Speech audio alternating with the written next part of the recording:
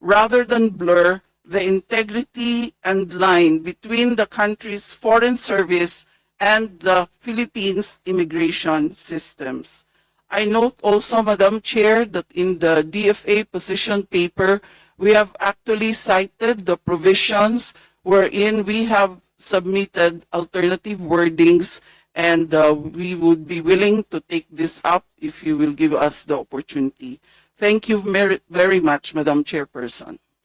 That concern of the TFA, ASEC Luis, pertains to the authority to issue non-immigrant and immigrant visa for foreign nationals abroad.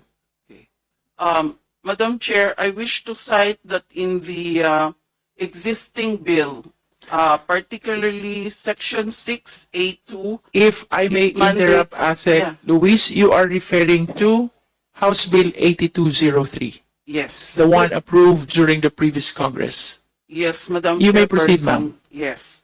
And it actually specifies mandate of the BI in the current bill that it would have the power and the authority on issuance of all visas. Madam Chair, may we have the ASEC point to us Yeah.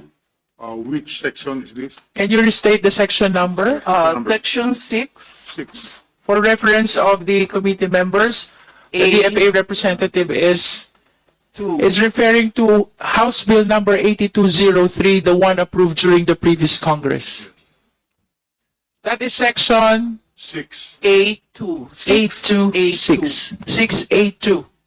Section 6A2. Yeah. All right.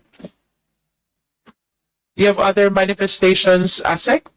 Well, aside from that, Madam Chair, we also have proposed amendment on the definition of passports and travel documents in the current bill. We note that the new Philippine Passport Act was passed, RA 11983, and its IRR also came out just in 2024. And we just wish that for consistency and harmony of terminologies in the Philippine laws, subject to minor modifications to include passports and travel documents, that it be aligned with what's in the new Philippine Passport Act. Madam Yeah. Chair, Yes. you know again which section you are referring to? Can we cite the section number of Section 3. Section 3? This pertains to the definition of passports and travel documents as contained in House Bill number 8203. The concern of DFA only is to be consistent, let us adopt the definition provided in the Philippine In Passport the new Act. Philippine Passport Act. That is noted. Madam Chair, is this, are you referring to paragraph X? This is the one, travel document? Section 3R, Your Honor. That's for travel document. Yes, Or passport refers to? yes. So to make it easier, what is the proposal, exact proposal from the DFA on how this will be worded? This is our proposed wording, Your Honor. Passport refers to the ICAO-compliant, machine-readable travel document issued by the relevant and appropriate government, which contains a request to other governments to permit its bearer to pass safely and freely and to provide all lawful aid and protection if needed. And then on the travel document refers to an official document issued by the relevant and appropriate government and is used by the holder for international travel. So that would be making it consistent with the new Philippine ASEC Passport Luis, can you Act. guide the committee also of the specific section or provision in the new passports law with respect to the definition of passport and travel document you wish to adopt for the purpose of our substitute bill? Okay. And you missed to cite also that particular section or provision of 8203 with respect to the definition of passport, unless they are provided both under Section 3R of 8203. Your Honor, let me just verify the Yes. specific provision. And, So- Madam Chair, Yes, request Honorable our Rodriguez. Committee Secretary to get now a copy of the proposed amendments for sections, Section 3, paragraph R, and paragraph X, so that we will be, each member will have those. It's a long redefinition that is given TFA. Can we give now a copy that Yes. we can reproduce it? Kindly, Yung dalawa. in addition to that, ASEC kindly provide also a copy of that specific definition under the new passports law, which you want to adopt Yes. for the purpose of 8203. Pakikuha na lang.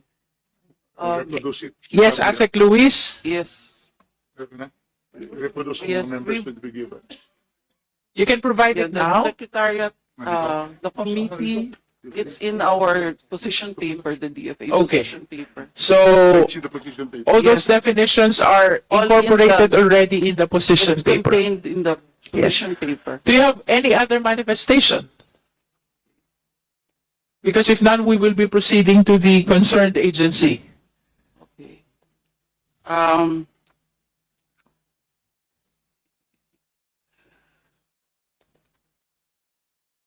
Madam Chair, may I proceed also under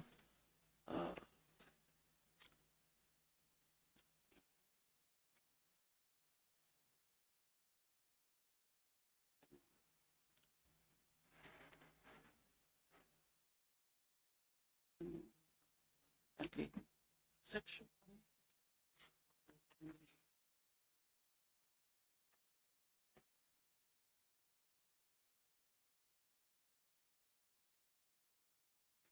Section Meron, andyan. Ito. Section Z, letter Z of the current House bill on the definition of visa. The DFA also wants to manifest its recommendation that the definition of visas be revised to reflect the mandate of the DFA as the visa issuing authority and the distinction of travel endorsement from admission and stay. So our proposed wording, Your Honor, is the following. Visa refers to an endorsement issued abroad by consular officers at Philippine Foreign Service posts to foreign citizens who have satisfactorily shown credible proof of his or her purpose of entry and eligibility for admission, which serves as a pre-entry authorization by the Philippine government, allowing the foreign national to travel to the Philippines and request permission to enter at a port of entry. End of word. This is actually related to your first proposed amendment. Yes. Okay. Yes. So May that- I know how many amendments you are proposing? There are several. Okay. So, So we, as submitted in our DFA Yes. position paper, there are may several we amendments. just direct the committee secretary to provide the copy of the position paper of the DFA to the Bureau of Immigration so they can address point by point all the concerned amendments which are being proposed by the Department of Foreign Affairs to House Bill 8203, the one approved during the previous Congress. But the main among these proposals is, of course, the first one. And I think I wish to assume that the other amendments has relation to the first That's proposal. the relation. Because Yes. there are some following provisions that stem from actually the very first amendment or existing version giving the mandate to issue all visas to the So I BI. assume that when we resolve the differences on the first proposal for the amendment, we will be resolving as well Touching the other provisions Yeah. as well. the Yes, Your other Honor. proposed amendments of the TFA. Yes. So may we now proceed to the concerned agency. We are recognizing the Honorable Commissioner Biado to make his manifestation for the Bureau of Immigration.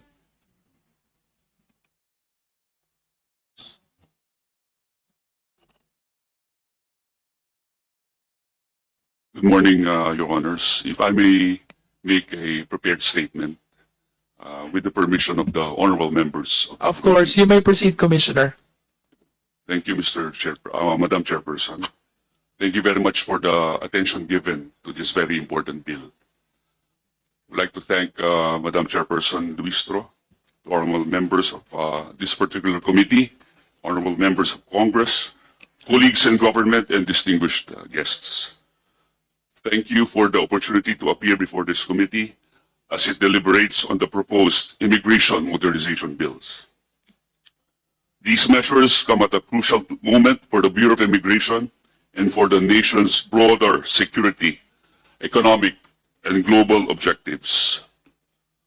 For more than 80 years, our immigration system has been governed by Commonwealth Act number 613, a law enacted in 1940, long before the advent of digital borders, modern air travel, and the complex network threats we face today.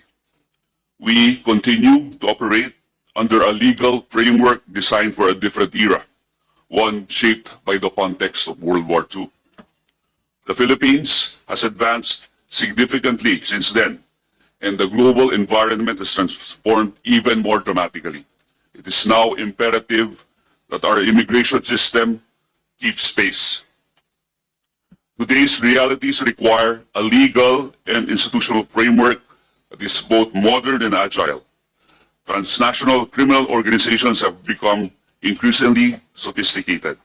Human trafficking syndicates exploit both physical and digital vulnerabilities.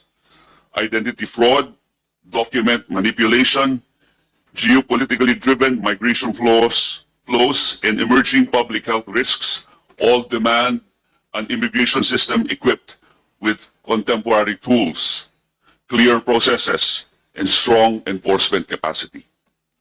The proposed modernization bills directly address these urgent needs. These measures do more than revise outdated provisions. They present a comprehensive reimagining of how immigration governance should operate in the Philippines. They envision a Bureau of Immigration that is efficient in service delivery, empowered by modern technology, strengthened in its intelligence and law enforcement capacity, and aligned with ASEAN and global standards. By modernizing our institutional framework, we are able to strengthen our borders while at the same time ensuring that the Philippines remains a welcoming destination for legitimate travelers, investors, students, tourists, and migrants whose presence supports national development. Among the most important features of the proposed law is the strengthening of border security. The creation of specialized intelligence and enforcement units will allow us to detect threats early and respond more effectively to human trafficking, illegal recruitment, document fraud, identity manipulation, and other transnational crimes. When paired with appropriate safeguards and accountability mechanisms, the enhanced authority of immigration officers will enable us to intercept threats at the point of entry, protecting our communities and our national interest.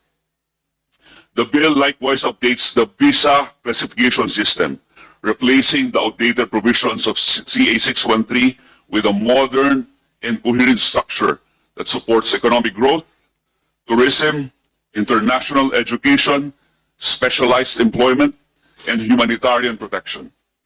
The modernization of processes is further strengthened through the institutionalization of digital transformation tools, such as electronic visas, electronic arrival and departure cards, online payments, and automated systems for processing and enforcement. These reforms reduce processing time, minimize face-to-face interaction, promote transparency, and significantly diminish opportunities for corruption. The proposed measures also strengthen the internal structure